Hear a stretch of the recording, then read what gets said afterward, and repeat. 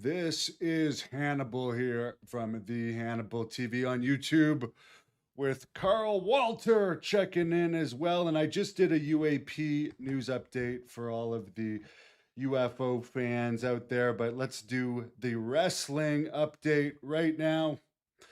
Kevin Nash, who cheated to beat me in Thunder Bay, Ontario with an illegal groin shot that referee Terry Funk ignored years ago, got some good news. He underwent heart surgery for atrial fibrillation, which is a common way wrestlers die due to issues related to that. But this was a procedure for an irregular heartbeat that he underwent, and apparently it was a success.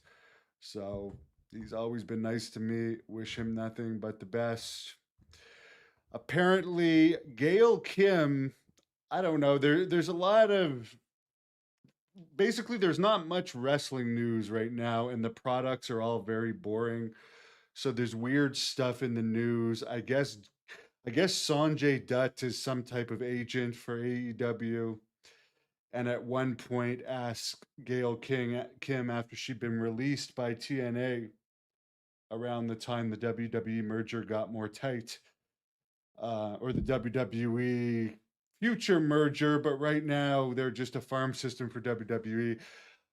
But around the time she was released as an agent, apparently Sanjay Dutt had asked her if she would have any interest in wrestling for AEW.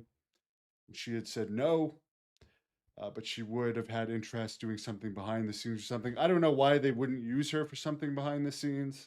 I don't know who they use as agents, but from what I understand, a lot of their agents back there are not people that have had anywhere near the level of success of a Gail Kim. And then there's others that have had a lot of success, like Jake Roberts, but apparently they barely use. But anyways, the Gail Kim said, other than Sanjay Dutt asking her if she was interested in wrestling, there hasn't been any talks. And then some people have said, "Hey, Gail Kim, they never offered you anything, blah blah blah blah blah." Well, she never said they offered her anything. There was some talk about whether she'd wrestle or not. She didn't want to wrestle.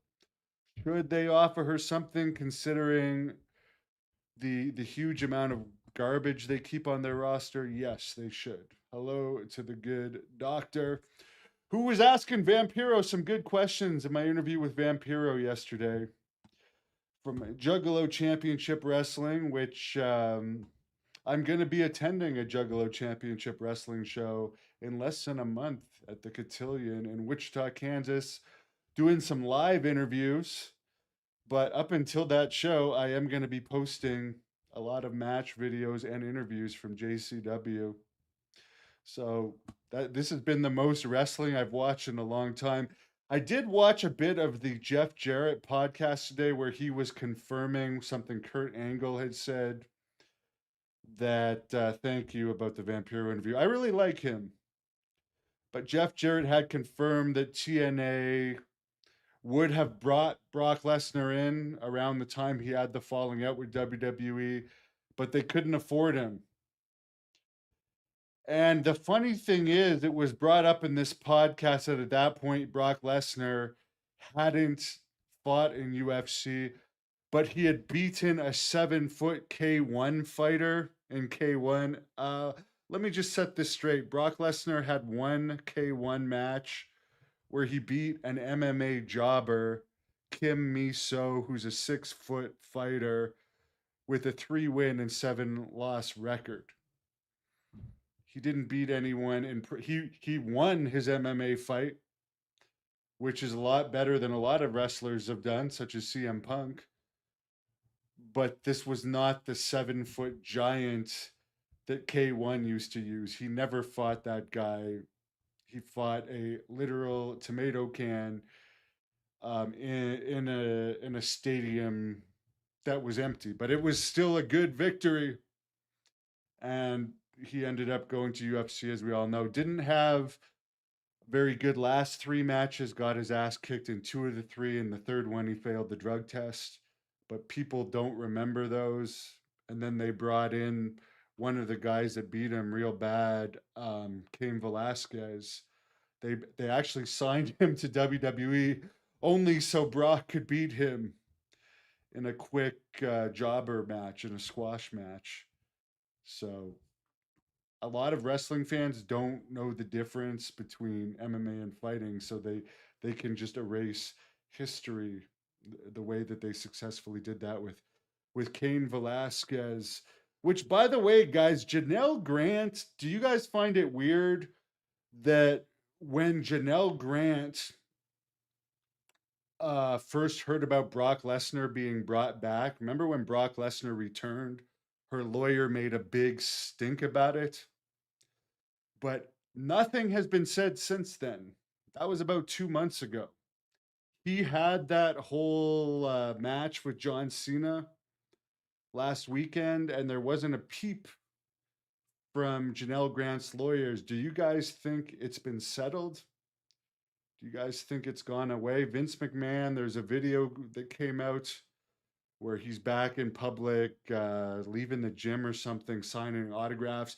It seems to me like the Janelle Grant thing has either there's nothing to the case anymore or it's been settled, because it's literally been months, and you'd think if the case was still going on, something would have been said um, when they had that match. And when you settle a case with WWE, I had a settlement with them. You're not allowed to publicly make it a big thing. You can't go to the media and make it a big thing, and you can't say the details of the settlement, or the settlement becomes null and void. So it's not like they're going to put something out saying, "Hey, Vince McMahon settled the case. We made a big deal that this was all about Janelle Grant bringing attention to the case." But in reality, we just wanted more money. So, yeah, if anyone wants to look into that, I did some digging into it last night. And I would say, if I was a betting man, if I'm not, the Janelle Grant case is probably gone.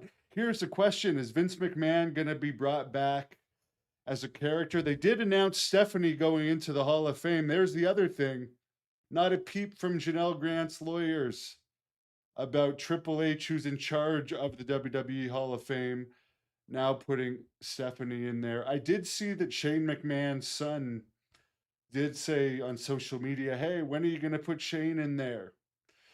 I mean, there's no question they're both talented. I think they should both be in there, but I just think making the announcement in September about something that's going on next year, in like March or April of next year, that's real early. It's actually the earliest someone's ever been announced for the Hall of Fame. But of course, it's Paul Levesque's wife.